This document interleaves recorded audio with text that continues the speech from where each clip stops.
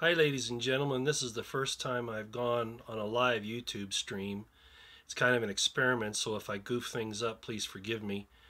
I did a Twitter earlier today called The Conflicts of Politics, Christianity, and Judaism, and I put it on a Periscope, and it took me 30 minutes to get through it.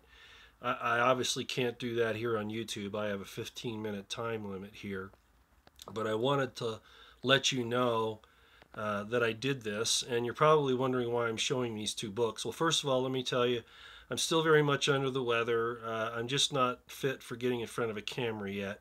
That's going to be probably a few more weeks or maybe even a month or more, but I only say that because I'm not really hiding. I guess I'm a little vain. I don't want people to see me in the particular state I'm in right now.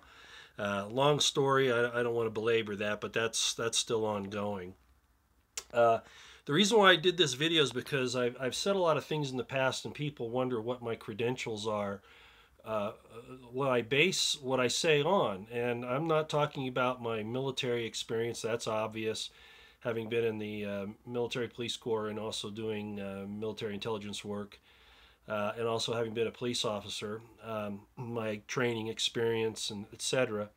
I'm really talking about when I link together spiritual things to my videos, and I try to do that a lot, as you know. But now I'm going to be doing it even more often because I'm concerned that we are looking at our leaders and also the entire problem that we see in the world today, and we keep rehashing and going over the same scenarios, the same problems, the same supposed fixes, and nothing ever changes. And it's because we're not following principle. We're following personalities. We have leaderitis. We have leader worship. We think they can do it when the change has to come in on us.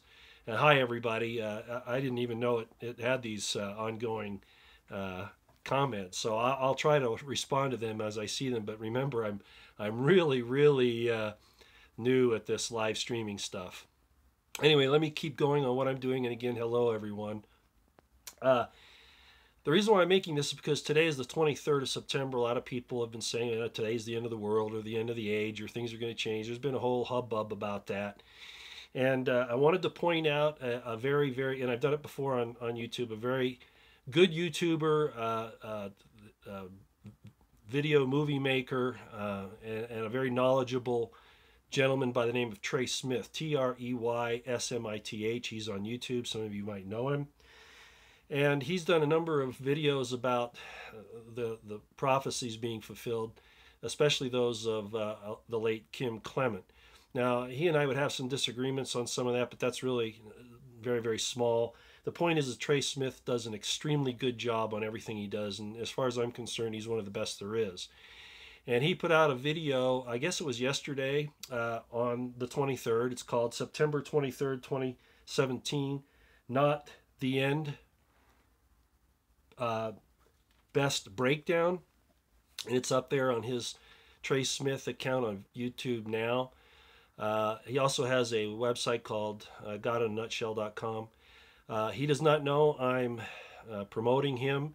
I'm not even sure he would appreciate it, but the fact is that I just think he does such a superb job. I just had to, especially in the fact that he put this video out. I just mentioned September 23rd, 2017, not the end, but a better breakdown, because he shows that this isn't the end of the world. And I think it's so important that yes, I know he is awesome. It's so important that we look at things from a number of viewpoints, and most importantly, that we keep the right spirit. And so how does all of this mesh with politics, Israel, Christianity, and all that? And I wanted to show you what my credentials are, because a lot of people have asked this. Yes, I've had 40 years in studying Hebrew and Greek and biblical text, historical text, Josephus, Pliny. I could go on and on. But I wrote a book, and it's the one on the left. Some of you have probably been aware of that. It's called The Crimson Thread. I am not here to promote the book. That's not the purpose of this video. I'm trying to show you what my credentials are. So I'm going to move the camera here so you can see this book on the right. This is one of many books that Dr. Robert Eisenman, he is a doctor of archaeology and history at the University of California, Long Beach. He's one of the world's foremost scholars on the Dead Sea Scrolls. You can see his name right there. This is his latest book. He also did James, the Brother of Jesus, and books on the Dead Sea Scrolls, etc., etc. Well, the reason why I bring him up is because he was the one who helped me in my studies and brought me to the positions that I've taken on a number of historical issues and scriptural issues. Looking into the Dead Sea Scrolls and really using them as a signpost about what happened in the first century and before. Well, at any rate, Dr. Eisenman shows that the Dead Sea Scrolls are not confined to pre-first century activity, that they weren't written just in the Maccabean period, but in fact, a lot of the incidents in there are actually during the Herodian period. In other words, during Jesus' time, and that some of them were actually written probably very close to the destruction of the Second Temple in 70 CE. Now, I'm not going to sit here and explain all that. I haven't got enough time. But again, I want you to see here, he's an Oxford scholar, Dr. Robert Eisenman. Now, this is my book that I wrote in 2006. Yes, it's available on Amazon, but again, that's not the reason why I'm showing it to you. This is the reason. This basically is a novel. I wrote it in novel form, but I'm a historian, not a novelist, so it actually reads more like a dissertation. But the point of this book is that Robert Eisenman gave me a testimonial. He actually gave me a notable review. And this is his here. I think you can see his name right there about in the middle of the page. Robert Eisenman, author of James, the Brother of Jesus. And this is his review. Now, I've read it before on Twitter, but on YouTube I don't have enough time. Suffice it to say that he says that I'm right on the money, okay? That my studies have been shown to be scholarly, and that my conclusions are as good as probably anybody's out there. And that's bringing in early Christianity, how it relates to Israelites, Judaism, etc.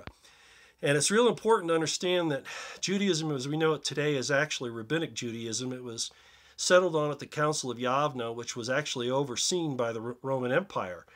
They had defeated the Judeans and the Jews at that time, and in order to stay alive, they had to bend to some Roman things. So a lot of people out there who are Christians or Jews aren't going to like what I say, that the fact of the matter is that these religions today are very much based on what the Romans permitted them to continue in. So it's not really the original religions. That's what my book, The Crimson Thread, is all about. That's what this one here is all about. It's basically a novel form of what happened in the first century and how Christianity came about. And it was primarily through the early Messianic Zealot movement. And I know a lot of you will probably know that, but at any rate, the book touches on that. And basically what Dr. Eisenman says is that I have done a faithful rendition based on my experiences, my military credentials, my studies, and that it is, in fact, quite accurate based upon the precision that I used, the precision of the Dead Sea Scrolls to bring this about. So that's, I just real quickly, this is a lot faster than the Periscope on Twitter that I did, but I wanted you to see that, in fact, I do have credentials to talk about these things. Now, does that mean that I'm right? No, manifest all the time? No, no one is right all the time, and I'm certainly not either.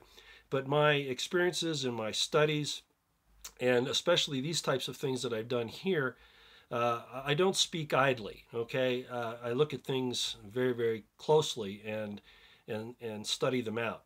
And that's what I wanted to show you here. So I'm going to move from all of my political talk because, as I said at the beginning here, we're constantly having these scenarios and these crazy things go on in the world, and the leaders promise one thing and do something else. I'm not even getting into Trump right now. Yes, I support Trump, but he keeps going off the rails, which you'd see on my tweets if you're aware of that. But again, I'm running out of time, so I won't get in there too far. Other than today, I will mention, you remember he said this thing about the football teams that, you know, if they're not going to stand for the flag and the anthem, the fire the sons of bitches. Well, he says that about the NFL players when in fact they have not as much influence as government officials who refuse to follow the Constitution and honor the flag. And yet they're not being fired So Trump needs to practice what he preaches. And there's just another example of that. And I put this out in a different way on Twitter today, but I think it's real important I get it up here as well.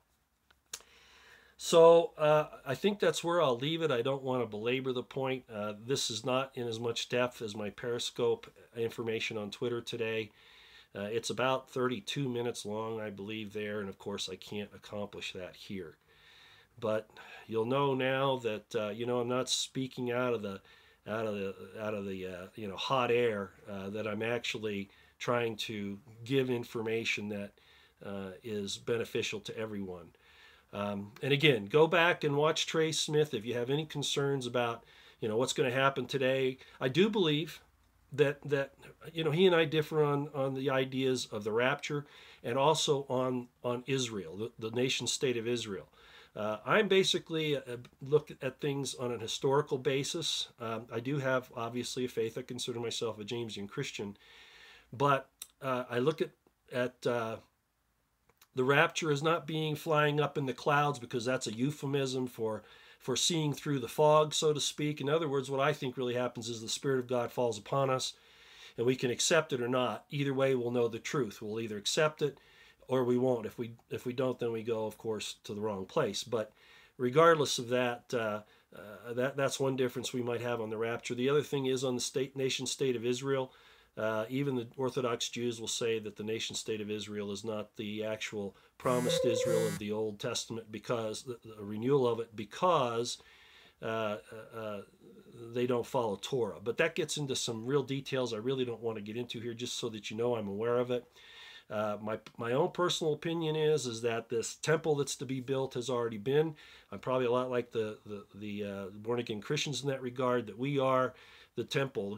Jesus said that we are the temple of God now, that this temple of stone in Jerusalem is not what's necessary. It's what's being built and what's referred to as the body of Christ.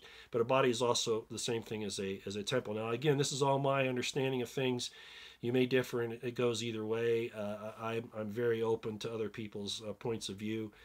But what I'm saying here is that I think the things that are happening in the people. As a matter of fact, stones, a lot of you might know this, maybe many of you don't, but stones are a euphemism for testicles and also for progeny, particularly sons, when you're looking into the scriptures. So there are a lot of levels of meaning of these things. So those two things I probably differ somewhat with Trey Smith on.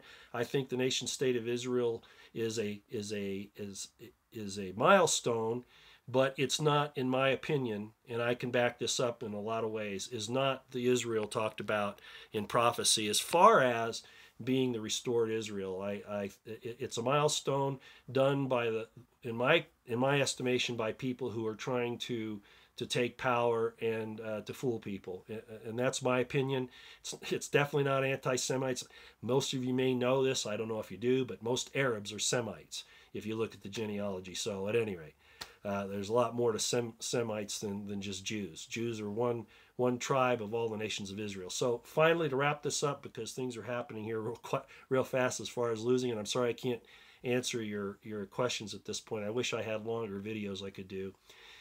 The bottom line is that I'm going to tie my political comments even more to principles now. And if the politicians don't match up to principles, at least I'm not going to support them just merely as personalities. I call it leaderitis or leader worship, and I'm not going to engage in that. And so I just wanted you all to know.